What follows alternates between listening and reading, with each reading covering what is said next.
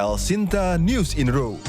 Komisi Pemberantasan Korupsi atau KPK kembali melakukan operasi tangkap tangan atau OTT terhadap Bupati Pemalang, Anam Widiantoro, dan menyita barang bukti uang sekitar 2 miliar rupiah terkait dugaan suap proyek dan jual beli jabatan. Kasus ini menjadi OTT kelima kepala daerah di Jawa Tengah sepanjang tahun 2026. Direktorat Reserse Siber Polda Jawa Tengah menangani kasus dugaan penyalahgunaan teknologi AI untuk membuat konten pornografi deepfake terhadap sedikitnya tujuan perempuan. Di sisi lain, Ombudsman RI mulai melakukan penilaian Kabupaten Pelayanan Publik tahun 2026 dengan memasukkan pengalaman masyarakat sebagai bagian dari indikator penilaian. Berikut informasi selengkapnya bersama saya, Fanya Rosela. El Sinta News in Row. Komisi Pemberantasan Korupsi atau KPK kembali melakukan operasi tangkap tangan terhadap Bupati Pemalang Anom Widiantoro. OTT ini menjadi yang kelima terhadap kepala daerah di Jawa Tengah sepanjang tahun 2026. Sebelumnya, KPK telah menjerat kepala daerah di Pati, Pekalongan, Cilacap, dan Sukoharjo dengan berbagai perkara dugaan korupsi. Dosen Hukum Pidana Fakultas Hukum Universitas Negeri Semarang, Dede Indraswara, menilai berulangnya kasus korupsi menunjukkan belum optimalnya penerapan prinsip good governance terutama dalam aspek akuntabilitas, transparansi, dan pengawasan internal pemerintahan. Berbicara soal pencegahan, mau nggak mau kita harus berbicara soal good governance, soal bagaimana tata kelola sistem pemerintahan yang baik itu, Kak. Maknanya apa? Jadi penyelenggaraan pemerintahan itu harus berkaitan atau berlandaskan nih dengan prinsip akuntabilitas, transparansi, efektivitas, pengawasan, dan lain sebagainya. Nah, ketika kasus korupsi itu berulang, maka salah satu indikator tersebut itu mesti hilang atau setidak-tidaknya nggak optimal. Entah akuntabilitasnya nggak optimal, pengawasannya bahkan dikooptasi, atau mungkin bahkan, mohon maaf dengan beri hormat, berbicara soal pengawasan internal di kepala daerah, Pak. Kita mengenal ada yang namanya itu aparatur pengawas intern atau sering kita sebut sebagai APIP atau pengawas internal itu ya. Nah, bukan apa, APIP ini kan dia itu di bawah koridor dari sekda. Nah, kalau sekdanya bermain mau nggak mau ya dia nggak akan optimal. Balik lagi good governance-nya nggak terjadi itu. Maka dari itu kalau aku belajar dalam model kriminologis, ini dapat dijelaskan nih Kak, lewat yang namanya itu routine activity theory, yang menyatakan bahwa kejahatan akan mudah terjadi apabila terdapat pelaku yang termotivasi, objek yang menguntungkan, dan lemahnya pengawasan. El Sinta News in Row. Komisi Pemberantasan Korupsi atau KPK mengamankan 21 orang dalam operasi tangkap tangan di Kabupaten Pemalang terkait dugaan tindak pidana korupsi. 5 orang diamankan di Jakarta, 15 orang di Pemalang, dan 1 orang lainnya di Purworejo.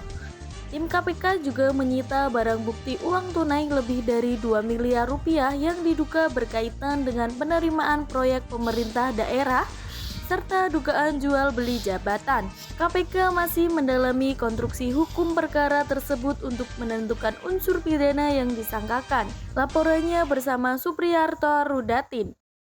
Komisi Pemberantasan Korupsi atau KPK mengamankan 21 orang dalam operasi tangkap tangan atau OTT yang berkaitan dengan dugaan korupsi di Kabupaten Pemalang, Provinsi Jawa Tengah.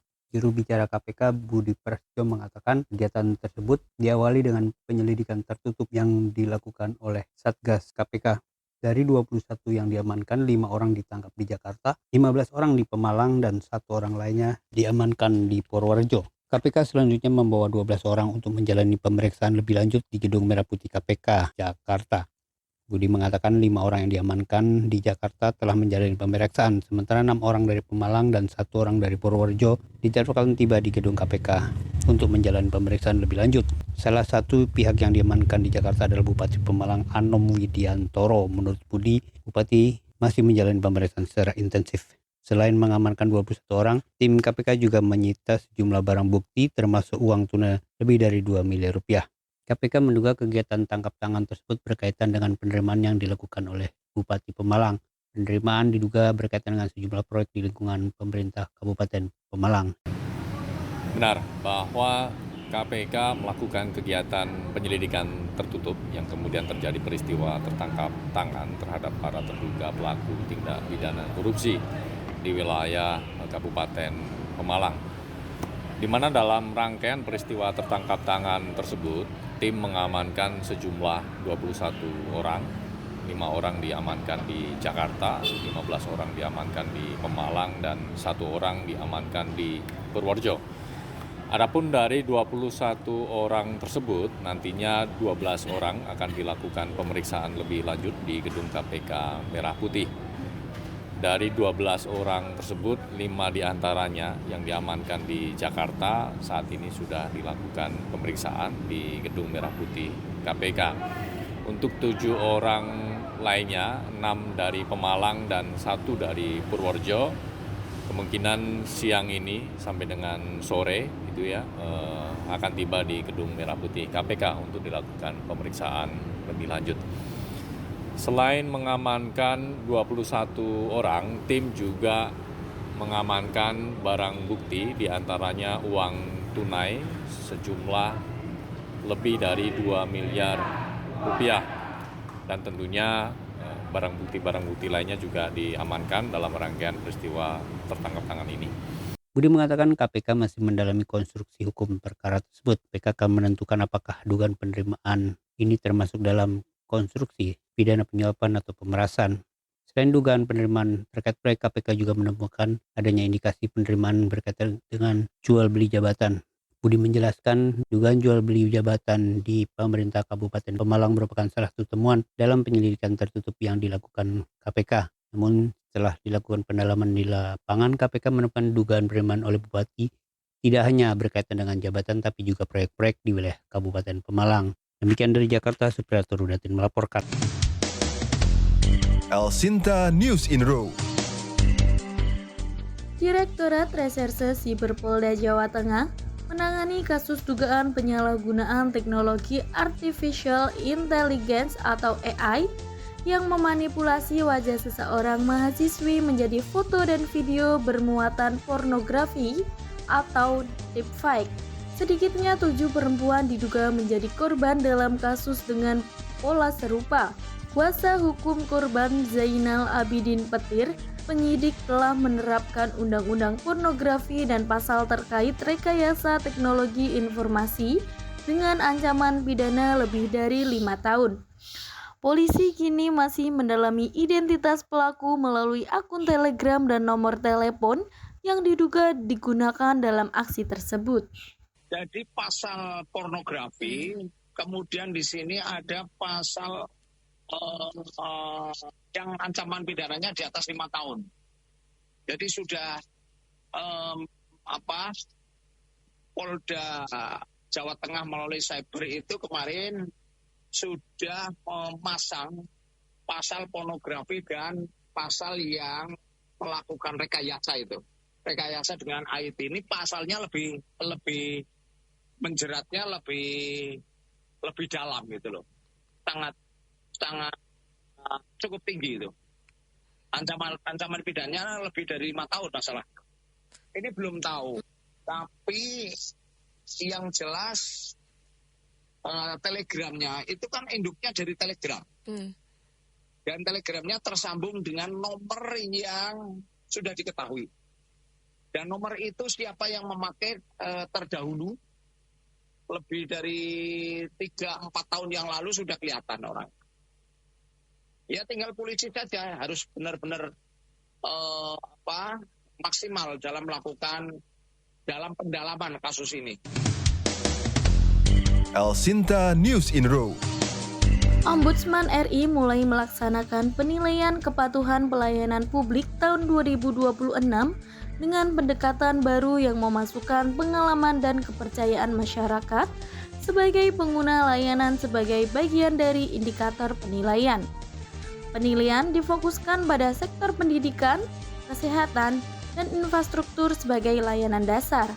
Kepala Ombudsman RI Perwakilan Jawa Tengah, Siti Farida, mengatakan penilaian kini tidak hanya mengukur kepatuhan terhadap standar pelayanan, tetapi juga menilai potensi maladministrasi melalui opini ombudsman. Langkah ini diharapkan mampu meningkatkan kualitas pelayanan publik sekaligus mencegah praktik korupsi. Ya, tujuan yang paling mendasar sebetulnya adalah untuk memastikan bahwa pelayanan publik itu diselenggarakan sesuai dengan standarnya, bebas dari maladministrasi, dan pada akhirnya berkualitas untuk masyarakat. Jadi itu poin pentingnya. Sehingga ini bukan sekedar penilaian administratif, apalagi sekedar rutinitas ataupun sekedar kontestasi.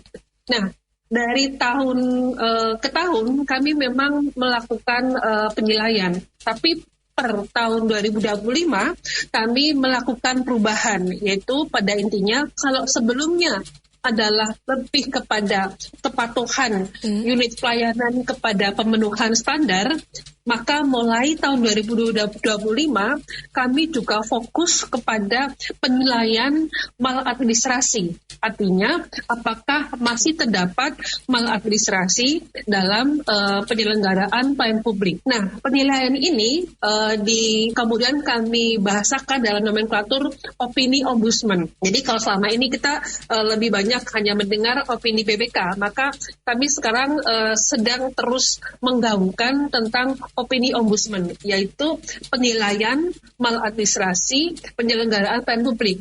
Artinya, apakah penyelenggaraan pelayanan publik itu betul-betul bebas dari maladministrasi.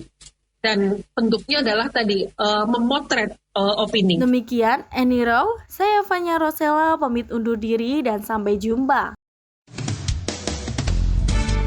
El Sinta News in Row.